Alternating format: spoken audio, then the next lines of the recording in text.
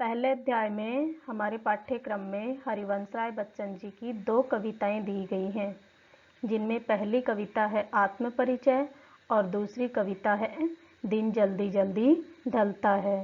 तो इसमें पहले हम ये कविताएं पढ़ने से पहले हम कवि का परिचय पढ़ेंगे और फिर उसके बाद में इन कविताओं का परिचय जो हमारे पाठ्य पुस्तक में दिया गया है वो पढ़ेंगे और उसके बाद में हम कविताओं की व्याख्या करेंगे। तो आइए शुरू करते हैं हम कवि के जीवन परिचय से।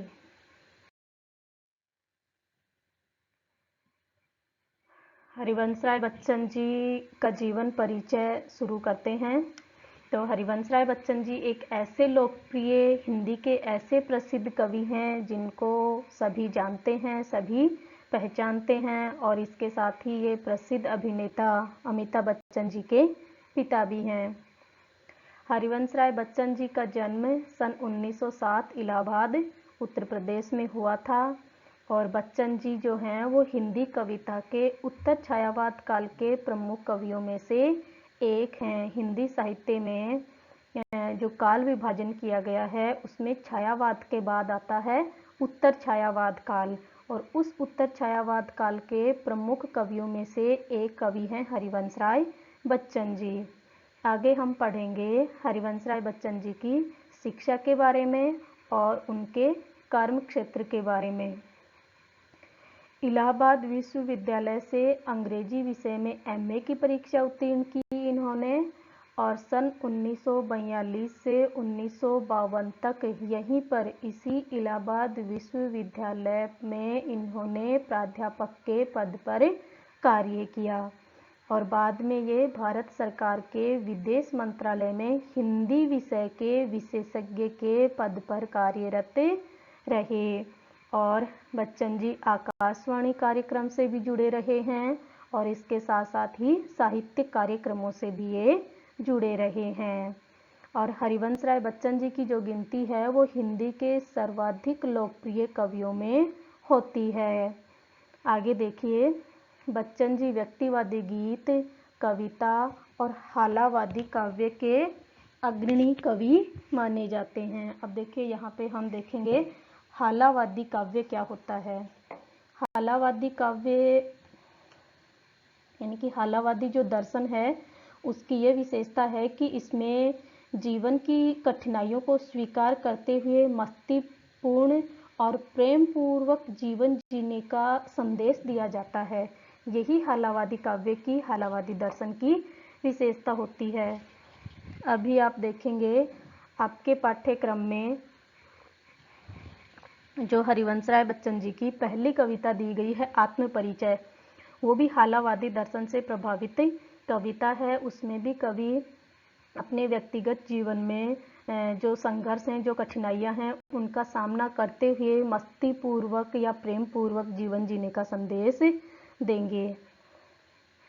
आगे कहा गया है, ये जो पंक्ति कही गई है वो हरिवंश राय बच्चन जी के परिचय को समेटे हुए है। ये एक पंक्ति ही उनके परिचय को बता देती है। क्या कहा गया है पंक्ति में? मिट्टी का तन, मस्ती का मन, क्षण भर जीवन, यही मेरा परिचय है। ये जो पंक्ति है वो उनके जीवन परिचय को समेटे हुए है। आगे है, हरिवंश राय बच्चन जी का जो निधन है वो सन 2003 में मुंबई में हुआ था। तो ये था हरिवंश राय बच्चन जी के जीवन का परिचय। आगे देखिए इनकी जो रचनाएं हैं वो पढ़ते हैं हम।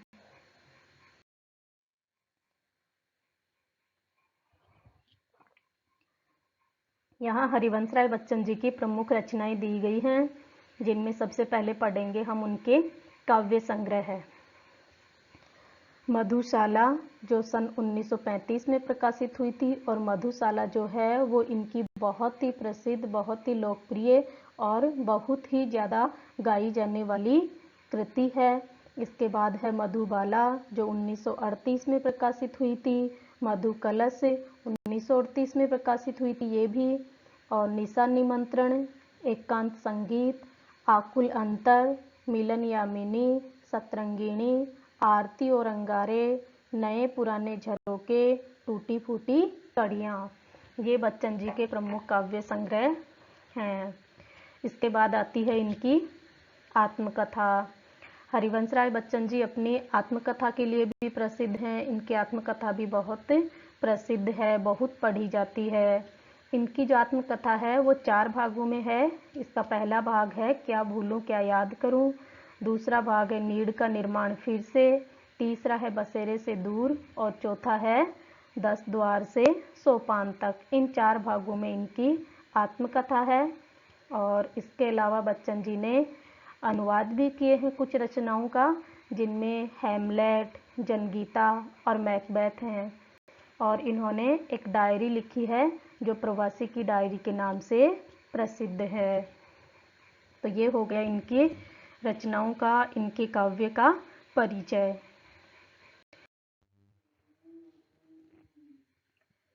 जैसा कि कविता का शीर्षक है आत्म परिचय। आत्म यानी अपना, परिचय यानी बारे में बताना।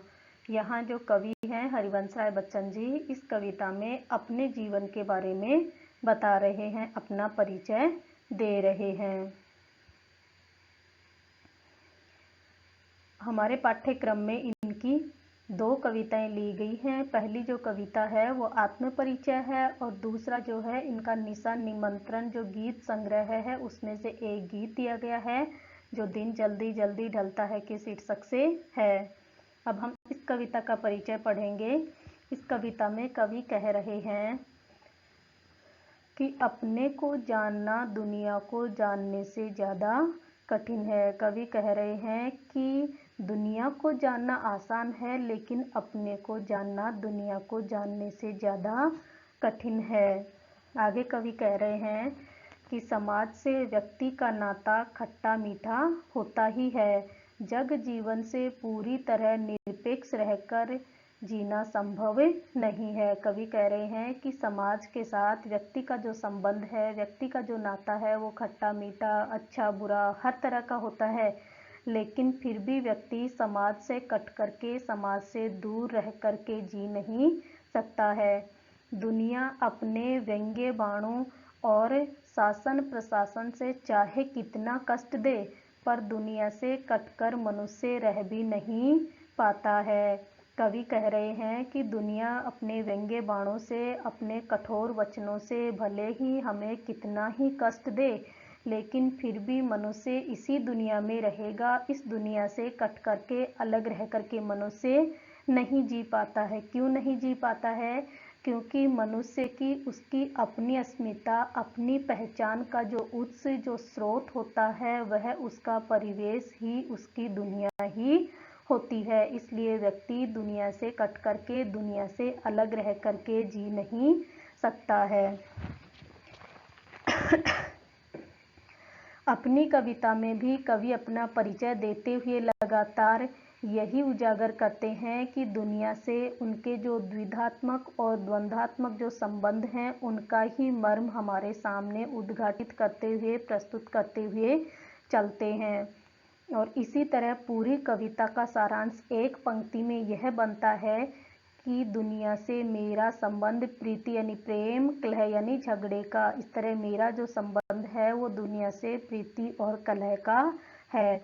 मेरा जीवन विरुद्धों का सामंजस्य है। कवि कह रहे हैं कि इस तरह मेरे जीवन में जैसे प्रीति और कलह में विरोध का सामंजस्य है, जैसे कि ऊपर भी बताया गया है कि संसार भले ही कितना ही हमें कष्ट दे, कितने ही अपने व्यंग्य बाणों से हमें पीड़ा दे, लेकिन फिर भी हम संसार से प्रेम करेंगे, संसार में ही रहेंगे, उससे हट करके, उससे कट करके नहीं जी सकते। इस तरह संसार के साथ, समाज के साथ हमारा जो संबंध है वो प्रीति और कलह का है। और इसी तरह ये जो विरोधी चीज़ों का सामंजस्य है, सामंजस्य यानी मेल, विरोधी चीज़ों का जो मेल है वह, उसके कुछ उदाहरण यहाँ दिए गए हैं। जैसे उन्मादों में अवसाद, रोदन में राग, शीतल वाणी में आग।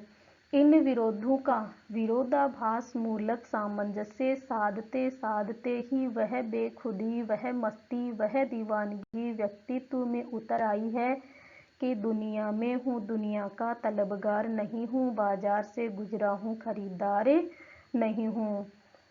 ये जो है अकबर इलाहाबादी का एक शेर है, दुनिया में हूँ दुनिया का तलबगार नहीं हूँ, बाजार से गुजरा हूँ खरीदार नहीं हूँ। इस शेर का जो भाव है वही भाव कवि के व्यक्तित्व का या कवि की कविता का है। जो कविता हम पढ़ेंगे आत्मपरिचय, वही उस कविता में यही भाव, यही जो विचार है वो उस कविता में प्रस्तुत किया गया है। आगे देखिए, यह जो ठुस्सा है कि जो दुनिया में हूँ दुनिया का तलबगार नहीं हूँ, बाजार से गुजरा हूँ खरीदार नहीं हूँ, यह जो भाव है, यह जो ठस्सा है, यही छायावादोत्तर गीति काव्य का प्राण है। किसी असंभव आदर्श की तलाश में सारी दुनियादारी ठुकरा कर उस भाव से दुनिया से उन्हें कोई वास्ता नहीं है। प्रीति कलह का यही वितान, प्रेम और कलह का यही जो फैलाव है और विरोधों का यह विग्रह उन्हें दूर टिमटिमाते तारे की अबूझ रहस्यात्मकता से लहालोट रखता है। ये है हमारी कविता आत्मपरिचय का जो परिचय हमारे पाठ्य पुस्तक में दिया गया है वो। और आगे है इनकी दूसरी कविता जो है निशा निमंत्रण, उसका जो परिचय दिया गया है वो है। इस परिचय को हम पाठ के साथ जब हम कविता पढ़ेंगे उसी समय पढ़ेंगे। अभी हम शुरू करते हैं, इनकी जो कविता है आत्मपरिचय है वो पढ़ना शुरू करते हैं अभी।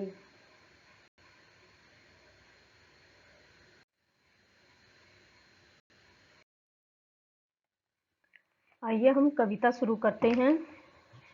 जो कविता हमारे पाठ्यक्रम में दी गई है उसकी व्याख्या शुरू करते हैं। कविता के यहाँ दो पद दिए गए हैं, पहले उनकी व्याख्या करते हैं। मैं जग जीवन का भार लिए फिरता हूँ, फिर भी जीवन में प्यार लिए फिरता हूँ। कर दिया किसी ने झंकृत जिनको छूकर मैं सांसों के दो तार लिए फिरता हूँ। मैं स्नेह सुरा का पान किया करता हूँ, मैं कभी न जग का ध्यान किया करता हूँ। जग पूछ रहा उनको जो जग की गाते, मैं अपने मन का गान किया करता हूँ। यहाँ कवि क्या कह रहे हैं, सबसे पहले हम शब्दार्थ देखते हैं। जग जीवन, सांसारिक जीवन। झंकृत, झंकृत क्या होता है, देखिए इसको थोड़ा सा समझ लेते हैं। ये जो तार वाले वाद्य यंत्र होते हैं उनको जब हम छूते हैं तो उनसे एक ध्वनि निकलती है। उनके तारों को छूते हैं तो उन तारों के छूने से एक ध्वनि निकलती है। झंकार की जो ध्वनि निकलती है उसको कहते हैं झंकृत करना। आगे है स्नेह सुरा। स्नेह यानी प्रेम, सुरा यानी शराब या मदिरा, पान करना यानी पीना, और ध्यान करना यानी परवाह करना, और गाते यानी प्रशंसा करते हैं। पहली जो पंक्ति है उसमें कवि कह रहे हैं कि मैं जग जीवन का भार लिए फिरता हूँ, अर्थात कवि कह रहे हैं कि मैं अपने जीवन में, देखिए यहाँ कवि मैं अपने लिए प्रयोग में ला रहे हैं। मैं जग जीवन यानी संसार रूपी जीवन में जो भी मेरी जिम्मेदारियां हैं, जो भी भार हैं, जो भी मेरे परिवार के, मेरे समाज की जो जिम्मेदारियां हैं उन सबको निभा रहा हूँ, उन सब का भार लिए हुए फिरता हूँ।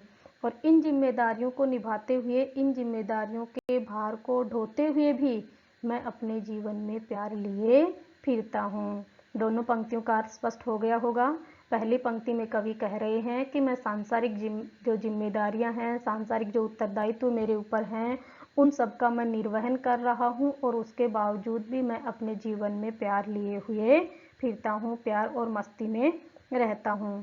अगली पंक्ति है, कर दिया किसी ने झंकृत जिनको छूकर मैं सांसों के दो तार लिए फिरता हूँ। अगली पंक्ति में कवि कहते हैं कि कर दिया किसी ने। यहाँ किसी ने कौन है, कवि की कोई प्रिया है, या फिर कह सकते हैं कि कवि का कोई प्रिय व्यक्ति है जिसकी याद कवि को आती है, और जिसकी याद जब कवि को आती है तो उसकी वजह से उसके मन रूपी जो वीणा होती है उसके तार झंकृत हो जाते हैं, उसके हृदय रूपी जो भाव हैं वो झंकृत हो जाते हैं। उसको छूने से उसकी याद को छूने से। और इस तरह कवि कह रहे हैं कि मैं सांसों के दो तार लिए फिरता हूँ। यहाँ सांसों के दो तार हैं, जीवन के दो साथी जो सुख और दुख हैं। इस तरह कवि कह रहे हैं कि मैं अपने जीवन में सुख और दुख दोनों लिए हुए फिरता हूँ। देखिए यहाँ जो किसी ने है, यहाँ कवि ने तो उसको अज्ञात रखा है, बताया नहीं है कि कौन है जिसने मेरी हृदय रूपी वीणा को झंकृत किया है, हृदय रूपी वीणा के तारों को छुआ है, और जिसकी वजह से मैं अपने जीवन में सुख और दुख दोनों तारों को लिए हुए फिरता हूँ। उसका प्यार भी लिए हुए फिरता हूँ, और वो जो है, जो उसकी प्रिया है या जो भी है, उसका जो विरह का जो पीड़ा है, जो कष्ट है, उसको भी लिए हुए फिरता हूँ। और इस तरह मैं सांसों के दो तार यानी कि सुख और दुख दोनों लिए हुए फिरता हूँ। तो यहाँ देखिए हम देखते हैं कि ये जो किसी ने है वो उनकी पहली पत्नी श्यामा बच्चन भी हो सकती है, क्योंकि कवि ने श्यामा बच्चन जी के निधन के बाद बहुत सी ऐसी कविताएं लिखी हैं जिनमें जगह जगह उनका व्यक्तिगत दुख, व्यक्तिगत पीड़ाएं उभर करके आ जाती हैं। और यहाँ पे भी शायद उन्हीं की पीड़ा, उन्हीं की याद, उन्हीं की जो विरह वेदना है वो कवि के जीवन में, कवि के हृदय में उमड़ रही है। और इसीलिए कवि कह रहे हैं कि किसी की याद ने मेरे हृदय को छू करके झंकृत कर दिया है। अगला देखिए, मैं स्नेह सुरा का पान किया करता हूँ, मैं कभी न जग का ध्यान किया करता हूँ। कवि कह रहे हैं कि मैं स्नेह रूपी सुरा अर्थात प्रेम रूपी मदिरा का पान किया करता हूँ। इस तरह मैं अपने जीवन में प्रेम रूपी मदिरा का ही पान किया करता हूँ। मेरी प्रिया ने मेरे जीवन में जो प्रेम भर दिया है, मैं उसी में सराबोर रहता हूँ, उसी में भरा हुआ रहता हूँ, प्रेम में ही डूबा हुआ रहता हूँ। मैं कभी न जग का ध्यान किया करता हूँ। अगली पंक्ति में कवि कह रहे हैं कि मैं संसार की कभी भी परवाह नहीं करता हूँ, संसार के लोगों का बिल्कुल भी ध्यान नहीं करता हूँ। भले ही मेरे साथ ये अच्छा व्यवहार करें, भले ही मेरे साथ बुरा व्यवहार करें, मैं उनका कभी भी ध्यान नहीं करता हूँ। जग पूछ रहा उनको जो जग की गाते। अगली पंक्ति में कवि कह रहे हैं कि ये संसार तो ऐसा है जो उन्हीं को पूछता है, उन्हीं की प्रशंसा करता है जो इसकी प्रशंसा के गीत गाते हैं। यानी कि ये संसार के जो लोग हैं वो ऐसे चाटुकार लोग हैं जो उन्हीं की तारीफ करते हैं, उन्हीं की प्रशंसा करते हैं, उन्हीं की हाँ में हाँ मिलाते हैं, जो इसके गीत गाते हैं, इसकी हाँ में हाँ मिलाते हैं, इसके अनुसार चलते हैं। उन्हीं की ये संसार के लोग क्या करते हैं, प्रशंसा करते हैं, तारीफ करते हैं। लेकिन मैं तो ऐसा हूँ जो अपने मन का, अपने भावों का गान किया करता हूँ। देखिए ये जो दो पंक्तियां हैं, इनमें कवि उन कवियों के लिए भी कह सकते हैं, उन कवियों के लिए भी कह सकते हैं जो कवि संसार को प्रसन्न करने के लिए अपनी रचनाएं रचते हैं, ना कि अपने मनोभावों को व्यक्त करने के लिए रचते हैं। तो कवि कह रहे हैं कि मैं तो अपनी रचनाओं में अपने मनोभावों को व्यक्त करता हूँ, संसार को खुश करने वाली या संसार को प्रसन्न करने वाली कविताओं का गान नहीं करता हूँ। दोनों पद समझ में आ गए होंगे। अभी हम देखते हैं इसका शिल्प सौंदर्य। देखिए सबसे पहले भाषा की बात करते हैं। तो पूरी कविता की भाषा ही एक जैसी है, भले ही हम पहला पद लें, भले ही हम दूसरा पद लें, सभी की भाषा एक जैसी ही है। यहाँ पे हम देखते हैं कि साहित्यिक खड़ी बोली हिंदी का प्रयोग किया गया है, और इसके साथ ही कवि मैं शैली में लिख रहे हैं और अपनी आत्मकथा का अपना परिचय दे रहे हैं, अपने आत्मकथा इसमें बता रहे हैं। तो हम यहाँ कह सकते हैं कि यहाँ पे आत्मकथात्मक शैली भी है। इसके साथ साथ इन पंक्तियों को हम गा भी सकते हैं, इसलिए इसमें गीतात्मकता भी है। और इसके साथ साथ ही झंकृत करना, स्नेह सुरा, ऐसे बहुत से शब्द हैं जो संस्कृत से हैं, इसलिए हम कह सकते हैं कि यहाँ तत्सम शब्दावली भी है। और इसके साथ साथ इसमें रूबाई छंद है। रूबाई छंद क्या होता है? रूबाई छंद है उर्दू जो काव्य शैली है उसको लिखने का एक छंद है, जिसकी विशेषताएं ये होती हैं कि उसमें 4 पंक्तियां होती हैं, और उसकी एक विशेषता ये भी है कि उसके पहली दूसरी और चौथी पंक्ति में तुक होता है और तीसरी पंक्ति स्वतंत्र होती है। तो ये दोनों विशेषताएं यहाँ पे हैं, 4 पंक्तियां हैं और इसके साथ साथ ही पहली, दूसरी और चौथी पंक्ति में तुक है और तीसरी पंक्ति स्वतंत्र है। तो इसलिए इसमें क्या है, रूबाई छंद भी है। और इसके साथ साथ ही हम देखते हैं कि जैसे भाव हैं वैसी ही भाषा का प्रयोग किया गया है। तो भावों के अनुसार, भावों के अनुरूप भाषा का प्रयोग किया गया है। तो ये जो विशेषताएं हमने अभी देखी हैं शिल्प सौंदर्य की, वो एक पद की ही नहीं, पूरी कविता की हैं। पूरी कविताओं में हम ये 4-5 विशेषताएं लिख सकते हैं। साहित्य खड़ी बोली हिंदी, आत्मकथात्मक शैली, गीतात्मकता, तत्सम शब्दावली, रूबाई छंद, भावों के अनुरूप भाषा, ये विशेषताएं हम हर पद में दे सकते हैं। इसके अलावा हम देखते हैं कि जो जग जीवन शब्द दिया गया है, जग जीवन, इसमें जय वर्ण की आवृत्ति 2 बार हो रही है, इसलिए हम कह सकते हैं कि यहाँ अनुप्रास अलंकार है और इसके साथ साथ ही इसमें रूपक अलंकार भी है। तो ये हो गई इसकी शिल्प सौंदर्य की विशेषताएं। और नीचे वाले में देखिए भाषा वो ही होगी और जो स्नेह सुरा है इसमें रूपक अलंकार भी है और सवर्ण की आवृत्ति के कारण अनुप्रास अलंकार भी है। अगला पद देखते हैं।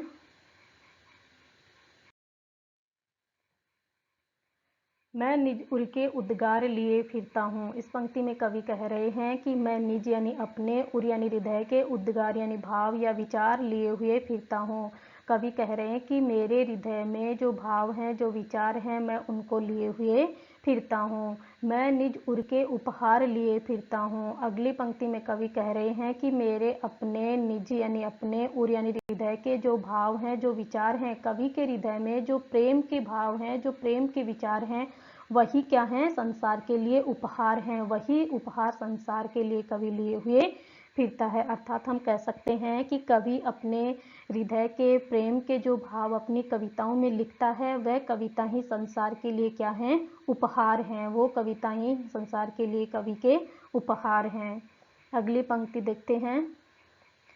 है यह अपूर्ण संसार न मुझको भाता, मैं सपनों का संसार लिए फिरता हूँ। कवि कह रहे हैं कि यह जो संसार है वो अपूर्ण है और वह मुझको भाता यानी अच्छा नहीं लगता है, पसंद नहीं है। कवि को ये जो अपूर्ण संसार है अर्थात प्रेम विहीन, प्रेम रहित जो अधूरा संसार है, वो कवि को पसंद नहीं है। इसीलिए कवि अपने सपनों का, अपनी कल्पनाओं का अलग ही संसार लिए हुए फिरता है। अगला देखते हैं।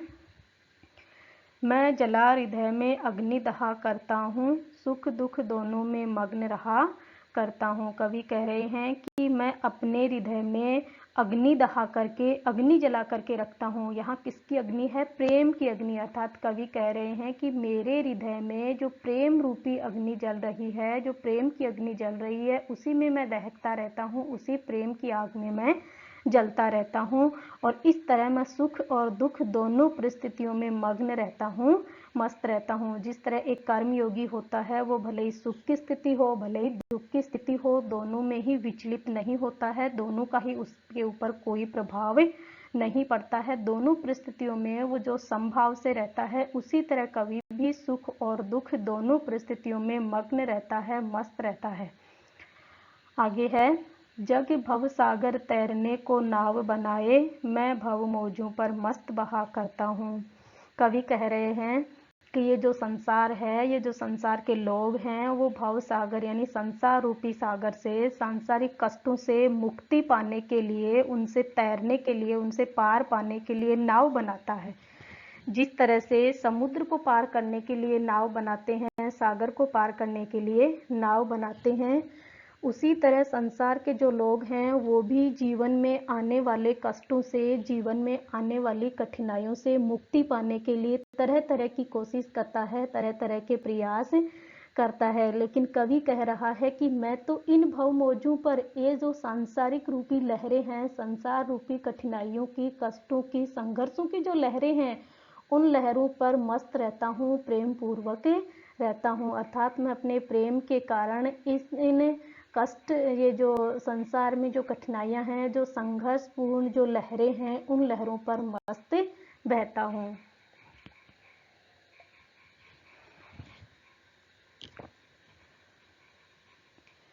आगे देखिए, अभी हम देखते हैं इसका शिल्प सौंदर्य।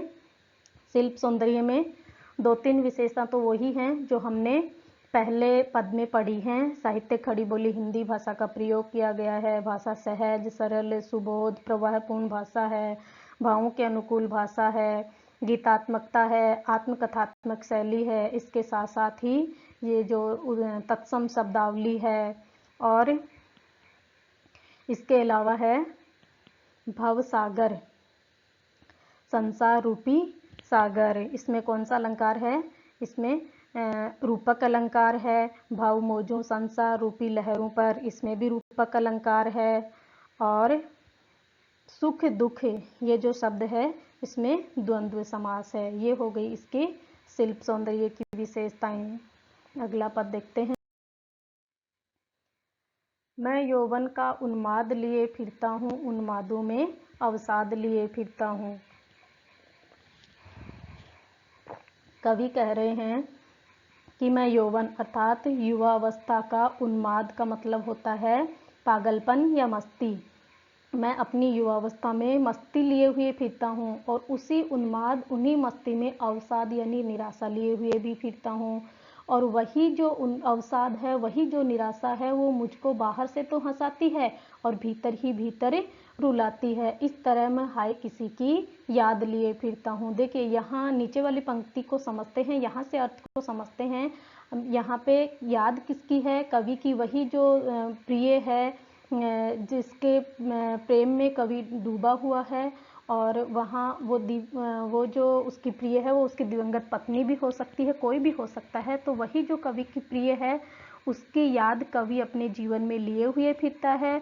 और वह जो याद है कवि को बाहर से तो हंसाती है, अर्थात कवि संसार को दिखाने के लिए बाहर से तो हंसता है, क्योंकि संसार को अपने कष्ट, अपनी पीड़ा नहीं बताना चाहता है, इसलिए वह बाहर से तो दिखावे के तौर पर तो हंसता है, लेकिन भीतर ही भीतर वह जो पीड़ा है कवि को क्या करती है? रुलाती है। और इस तरह कवि अपने यौवन में, अपने युवावस्था में जो मस्ती है उसमें ये जो अवसाद है, ये जो पीड़ा है, ये जो दुख है, वो लिए हुए फिरता है।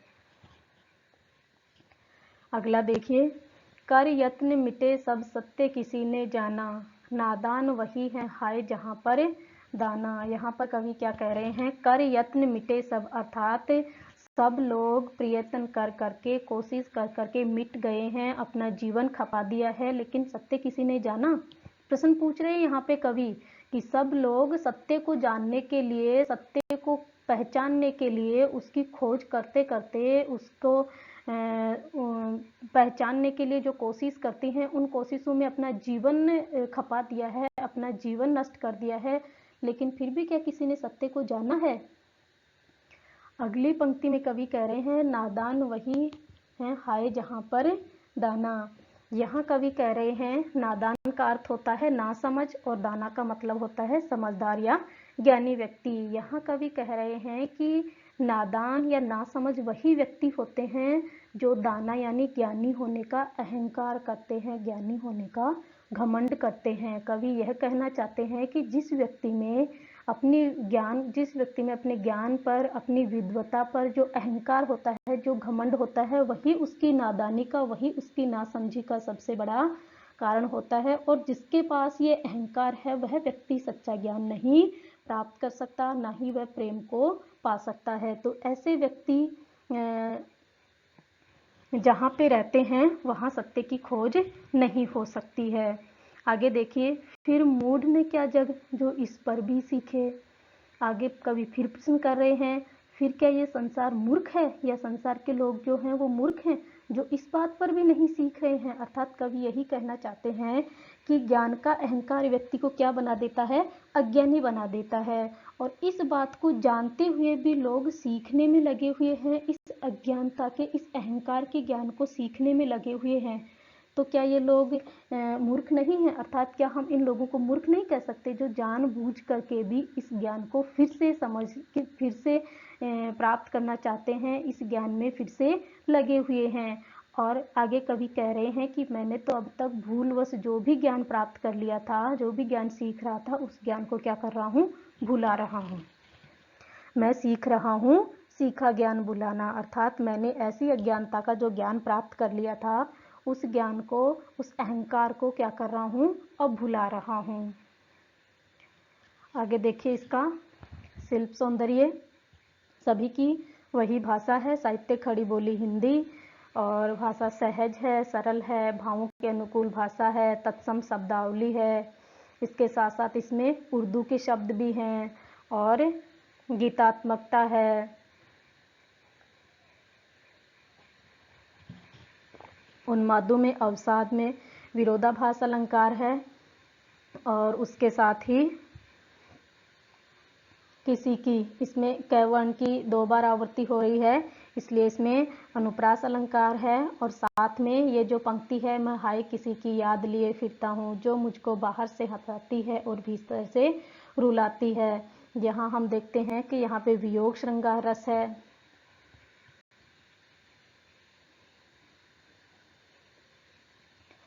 अगला देखते हैं, मैं और जग और कहाँ का नाता, मैं बना बना कितने जग रोज मिटाता, जग जिस पृथ्वी पर जोड़ा करता वैभव, मैं प्रति पग से उस पृथ्वी को ठुकराता। मैं निज रोदन में राग लिए फिरता हूँ, शीतल वाणी में आग लिए फिरता हूँ, हो जिस पर भूपों के प्रसाद निछावर, मैं वह खंडर का भाग लिए फिरता हूँ। शब्दार्थ देखिए, नाता का मतलब होता है संबंध या रिश्ता, वैभव का मतलब होता है सुख समृद्धि धन संपदा, पग का मतलब होता है कदम पैर अपना, रोदन का मतलब होता है रोना, राग का मतलब होता है प्रेम या संगीत, भूपों का मतलब होता है राजा, प्रासाद राजा के जो राजमहल होते हैं वो, निछावर का मतलब होता है त्याग देना या कुर्बान कर देना, और खंडर होता है भग्नावशेष, अर्थात किसी भी भवन का, किसी भी मकान का टूटा हुआ जो हिस्सा होता है उसको हम कहते हैं खंडर। कवि कह रहे हैं, मैं और जग और कहाँ का नाता। देखिए यहाँ और शब्द 3 बार आया है। पहले वाला और तो है कवि की अलग विशेषताएं बताने के लिए, दूसरा और है पहले वाले और जग को जोड़ने के लिए जो अव्यय होता है वो है। ये एक समुच्चय बोधक अव्यय है जो इन दोनों को जोड़ रहा है। इसके साथ तीसरा जो और है वो है संसार की विशेषता बताने के लिए, अर्थात इन सब का अपना अलग अलग अर्थ है। तो कवि कह रहे हैं कि मैं अलग हूँ, मेरी विशेषताएं अलग हैं और ये जो संसार है वो अलग है। इस तरह हम दोनों में कहाँ का नाता, कहाँ का संबंध बन सकता है। मैं बना बना कितने जग रोज मिटाता। अगली पंक्ति में कवि कह रहा है कि मैं अपनी कल्पनाओं के, अपने रचनाओं में कितने ही संसार बना बना करके रोज मिटाता हूँ। आगे है, जग जिस पृथ्वी पर जोड़ा करता वैभव। ये जो संसार के लोग हैं वो इस पृथ्वी पर या जिस पृथ्वी पर धन संपत्ति या वैभव या अपनी सुख सुविधाओं के साधन जोड़ा करता है, मैं प्रति पग से प्रत्येक कदम पर उन जो सुख सुविधाएं हैं, जो धन संपदा है, जो वैभव है, उनको क्या करता हूँ, ठुकराता हूँ। अर्थात कवि यहाँ पे क्या कहना चाहते हैं, धन संपदा को प्रेम के सामने तुच्छ वस्तु बताना चाहते हैं। कवि यहाँ प्रेम की महत्ता को बताना चाहते हैं कि प्रेम की महत्ता जो है वो बहुत अधिक है, उसके सामने धन संपदा कुछ भी नहीं है, उसको तो मैं पैरों से ठुकरा देता हूँ, उस प्रेम के सामने वो कुछ भी नहीं है। आगे कवि कह रहे हैं, मैं निज रोदन में राग लिए फिरता हूँ। निज यानी अपने, रोदन यानी रोने में, राग यानी संगीत लिए हुए फिरता हूँ। यहाँ कवि कह रहे हैं कि मेरे अंदर जो विरह है, जो विरह की वेदना है, जब मैं रोता हूँ तो वो एक संगीत का, एक राग का, एक गीत का रूप ले लेती है। और शीतल वाणी में आग लिए फिरता हूँ। कवि जब अपने दुख को, अपने विरह को, अपनी पीड़ा को जब प्रकट करता है तो उसके प्रकट करने के लिए जो शब्द लेता है वो शब्द क्या हैं, कोमल हैं। उसकी वाणी जो होती है वो कोमल होती है, लेकिन उसके अंदर उसकी जो पीड़ा है वो आग के समान होती है। इस तरह कवि कह रहे हैं कि मेरी वाणी शीतल है, कोमल है, लेकिन उसके अंदर आग भरी हुई है। मेरे दुख, मेरी पीड़ा भरी हुई है, मैं उसको लिए हुए फिरता हूँ। हो जिस पर भूपों के प्रसाद निछावर, मैं वह खंडर का भाग लिए फिरता हूँ। यहाँ कवि उसी प्रेम की महत्ता को बताते हुए कह रहे हैं कि मैं भूपों यानी राजाओं के प्रसाद यानी राजमहल को भी निछावर कर देता हूँ। किसके ऊपर?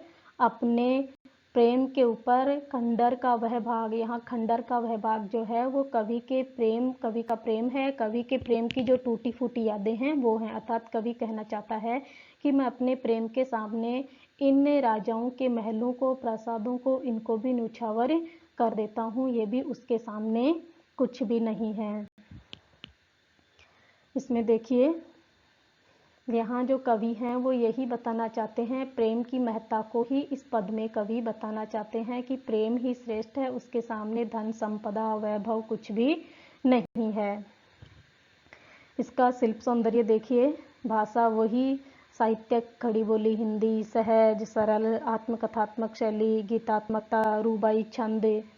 देखिए, देखते हैं सब जगह रूबाई छंद है, यहाँ पे भी अंत में ता है, यहाँ पे भी ता है और यहाँ पे भी ता है, लेकिन तीसरी पंक्ति जो है वो स्वतंत्र है। इसमें भी देखते हैं पहली पंक्ति में, दूसरी पंक्ति में और चौथी पंक्ति में तुक है, लेकिन तीसरी पंक्ति स्वतंत्र है, इसलिए कह सकते हैं कि इनमें रूबाई छंद है। और ये जो पहली पंक्ति है, मैं और जग और कहाँ का नाता, यहाँ पर और शब्द 3 बार आया है, लेकिन हर बार उसका अलग अलग अर्थ है। पहले वाला और है वो कवि की विशेषताएं बताने के लिए है, दूसरा और है वो संसार की विशेषताएं बताने के लिए है, और बीच वाला जो और है वो एक अव्यय है जो इन दोनों को जोड़ता है। ये तथा एवं का अर्थ देता है, इसलिए इसमें कौन सा अलंकार है? यमक अलंकार है।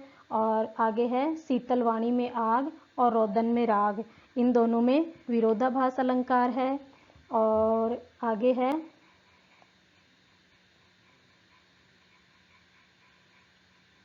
ये जो लिखा हुआ है बना बना, इसमें एक ही शब्द 2 बार आ रहा है और दोनों बार इसका एक ही अर्थ है, इसलिए कह सकते हैं कि यहाँ पे पुनरुक्ति प्रकाश अलंकार है। और इसके साथ इसमें भाषा वही साहित्य खड़ी बोली हिंदी है और भावों के अनुकूल भाषा का प्रयोग किया गया है। आगे देखते हैं।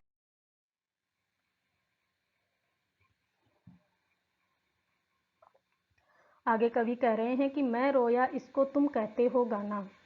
कवि जब अपने मनोभावों को, अपने पीड़ा को शब्दों में प्रकट करता है, बोल करके प्रकट करता है, तो इसको तुम यानी संसार के जो लोग हैं वो क्या कह देते हैं? गाना कह देते हैं। और मैं फूट पड़ा तुम कहते छंद बनाना। अगली पंक्ति में कवि कह रहे हैं कि मैं जब फूट पड़ा अर्थात शब्दों के रूप में जब अपने बात को मैं कागज पर प्रकट करता हूँ तो तुम इसको छंद बनाना अर्थात कविता का नाम दे देते हो। छंद बनाना, कविता बनाना, अर्थात मैं जब अपने दुख को बोल करके प्रकट करता हूँ तब तो तुम लोग उसे संगीत या गाना कह देते हो, और जब मैं अपने पीड़ा को लिख करके कागज पर प्रकट करता हूँ तब तुम उन्हें कविता का नाम दे देते हो। आगे कह रहे हैं कि क्यों कवि कहकर संसार मुझे अपनाए, मैं दुनिया का हूँ एक नया दीवाना। आगे कवि कह रहे हैं कि ये जो संसार के लोग हैं वो मुझे कवि कह करके क्यों अपनाते हैं, क्योंकि मैं तो दुनिया का एक प्रेम दीवाना हूँ। अर्थात इस पंक्ति में कवि कह रहे हैं कि संसार के लोग मुझे कवि कह करके ना बुलाएं, मुझे क्या कह करके बुलाएं? मुझे एक प्रेम का दीवाना कह करके बुलाएं, क्योंकि मैं प्रेम का दीवाना हूँ। मैं तो अपने मनोभावों को, अपनी पीड़ा को, अपने दुख को प्रकट कर रहा हूँ, मैं कोई रचना नहीं लिख रहा हूँ, मैं कोई गीत नहीं लिख रहा हूँ, इसलिए लोग मुझे कवि नहीं कहें, मुझे क्या कहें? एक नया दीवाना कहें।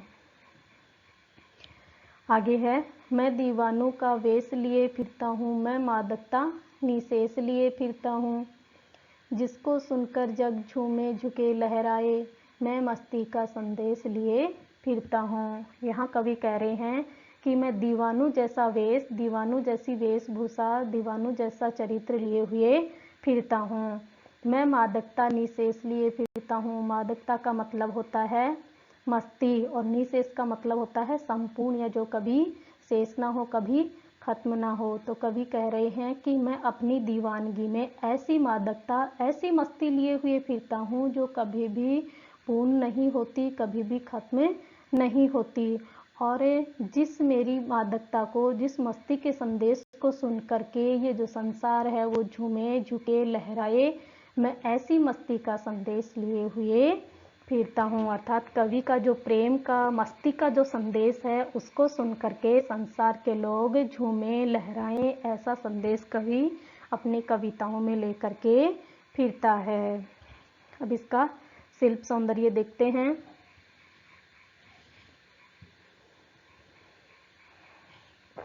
रूबाई छंद है, क्योंकि सब पंक्तियों में ना है, यहाँ पे भी दीवाना है, बनाना, गाना, और तीसरी पंक्ति जो है वो अपने आप में स्वतंत्र है। यहाँ पे भी तीनों पंक्तियों में पहली, दूसरी और चौथी पंक्ति में तुक है, तीसरी पंक्ति स्वतंत्र है। तो इसमें रूबाई छंद है, भाषा साहित्य खड़ी बोली हिंदी है, तत्सम शब्दों का प्रयोग है, और इसके साथ ही गीतात्मकता है, आत्मकथात्मक शैली है। और इसमें